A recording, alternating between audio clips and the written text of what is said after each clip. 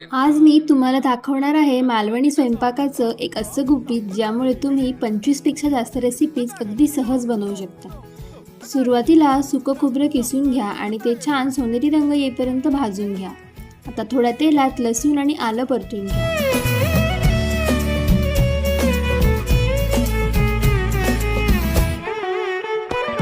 त्यावर उभा चिरलेला कांदा घाला आणि गोल्डन ब्राऊन होईपर्यंत छान परता। सगळं मिश्रण पूर्ण थंड होऊ द्या। आता हे सर्व मिक्सरमध्ये घालून अगदी बारीक वाटून घ्या। बस तयार आहे आपलं मालवणी वाटप।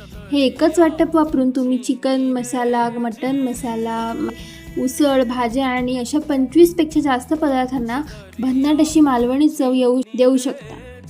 अशीच पारंपरिक आणि सोप्या रेसिपीज पाहण्यासाठी आम्हाला फॉलो करा आणि कमेंट करायला विसरू नका।